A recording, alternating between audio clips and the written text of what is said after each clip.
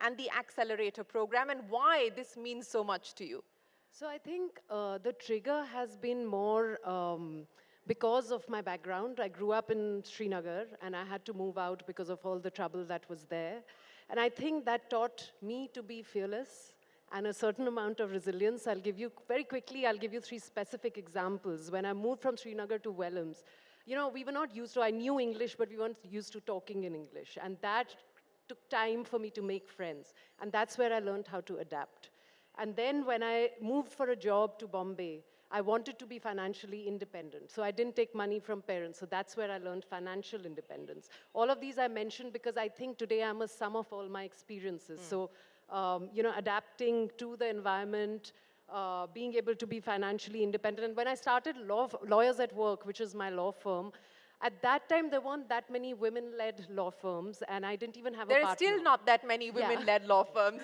So I think I had this thing, what's the worst that can happen? If I'm an entrepreneur, everyone will want to take me for a job. So what's the worst? If it doesn't work, I will get a job. I was quite confident. So I had that self-confidence. I built it. It doesn't happen, you know, the mind chatter and all of that. So I built it for myself. And sure enough, it's been over 10 years and I've been able to continue it. That's my corporate. Yes. But for the foundation, actually, it was when I was running once, I mean, if I may take a moment, Please. because that was the turning point. I was running around the lake and I saw this girl on a Sunday morning and she was going for her exam and she was very excited. She wasn't one of those children who said Sunday morning exam. She said, you know, here we have lockdowns, all of that, and therefore these were COVID days when allowances were made for sitting at home. And she said, I'm just happy I'll get to go and I may get promoted to the next class. She had a sparkle in her eye. Yeah. And you know, she knew opportunity cost. And I said, this is a child. Like, she was really young. I said, if they don't have this kind of, some kind of support, and I always wanted to come back and do something. I said, I've had the privilege of exposure, and I've had a very good life. So I wanted to come back and do something, and that's when I said, Love Foundation has to be set up, where we train young law students over a program which runs parallel with the colleges, with the end goal of trying to get them jobs.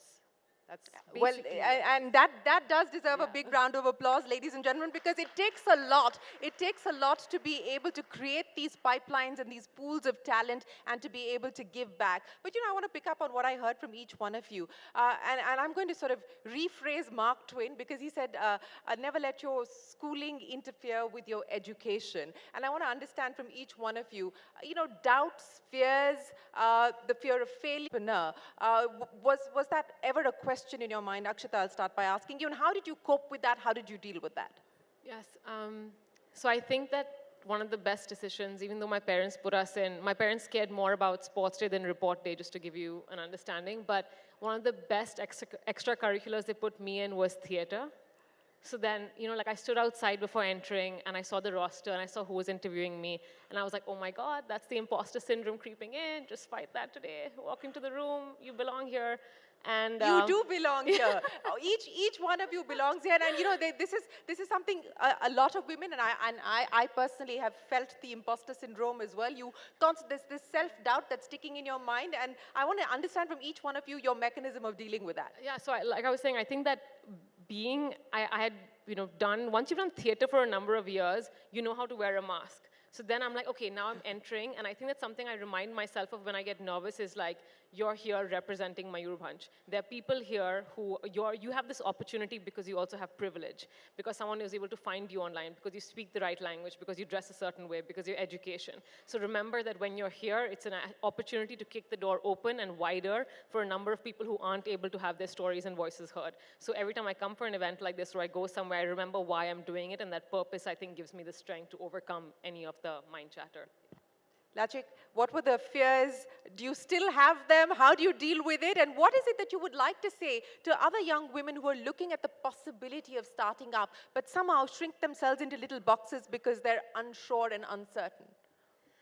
I think at the end of the day, if you're, you know, certain of what you want and your intentions are right and you're doing things that, you know, you can go to bed and sleep in peace and you know you're doing the right thing, I think there's nothing that can stop you.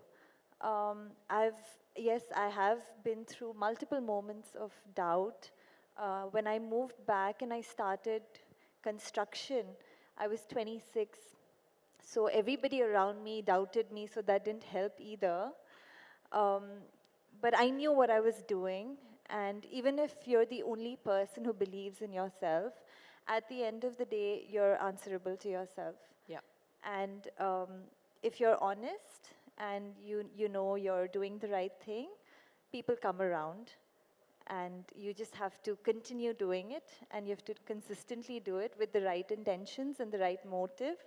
I think that's what's You know, that's taken so me through. beautifully said, because very often we seek external validation, and in fact, that is what we live for. But at the end of the day, as you said, we're accountable to ourselves, to our own conscience. We're answerable to our calling, and each one of you is a representation of that. Lisa, you know, I want to understand from you, what is the vision that you now have as far as Nirgun is concerned? Where would you like to take this? And what impact do you believe you're making in the lives of the women that you're dealing with today? Yeah. Nirguna, the way I have visualized it, the path I have followed is the holistic development of a community. So in a holistic development, what I always say my customers, don't look at a sari as a product. It is a service to a community. Talking the tradition, the culture, the local motives, the local rituals of that place. When I say Sambalpuri sari, we're talking about Sambalpuri people, right?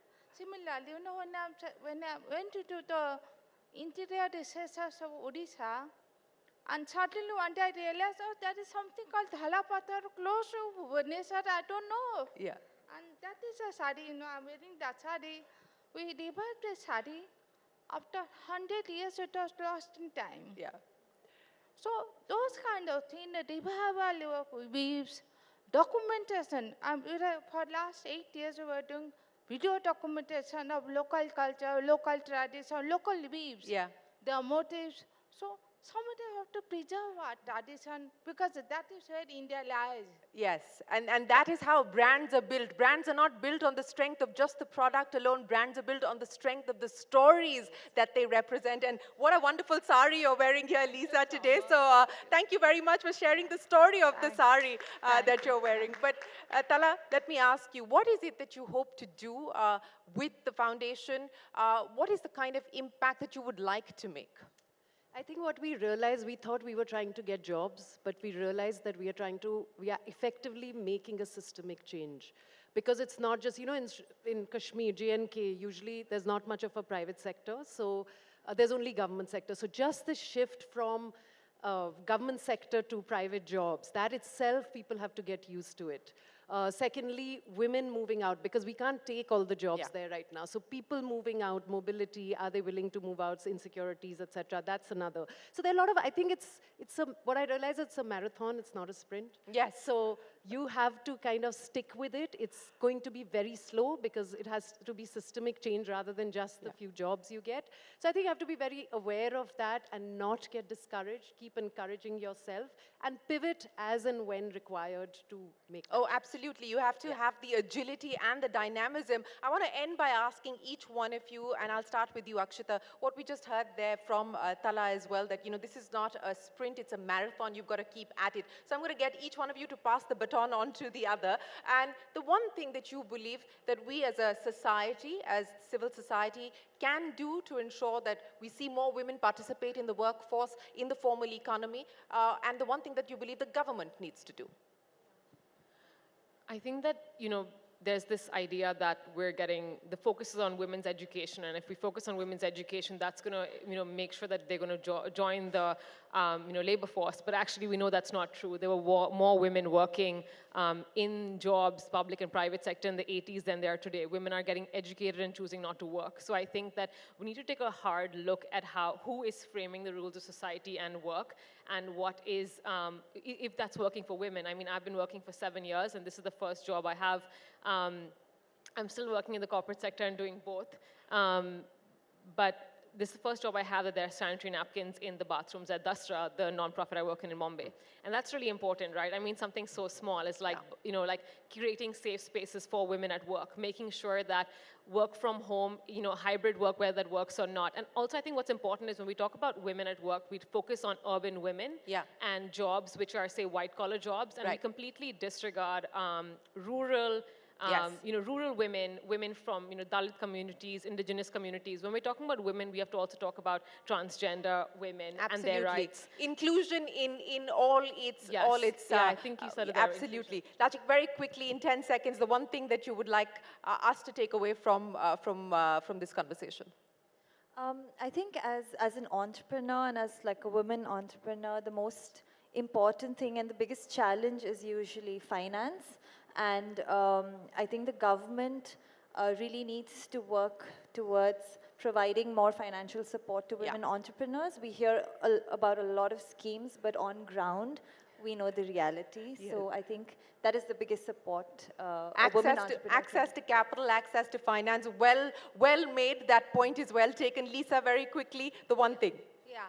Apart from government support, but I want to tell every one of us, let's buy a handloom sari every year. Okay, everyone, make a commitment to buy a handloom sari, and that will go a long way. Tala, I'll end with you.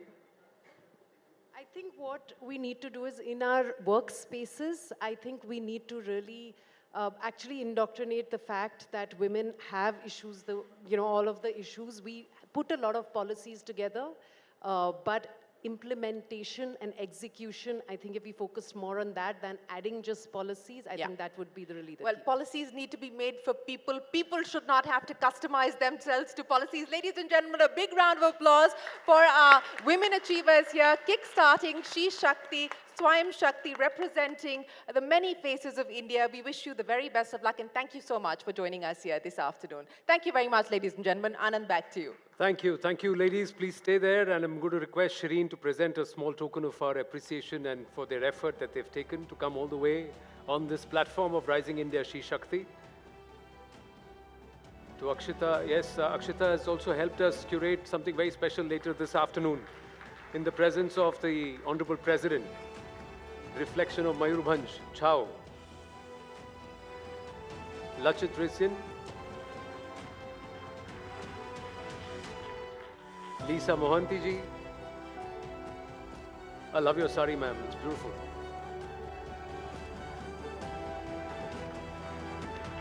And Tala Sararia. Thank you. And ladies, before you step down from the stage, together a nice picture for posterity, please. Together on stage. Thank you. Everybody, please, quickly. Right there, can we have a picture together? All of you right at the center. Yeah. Thank you.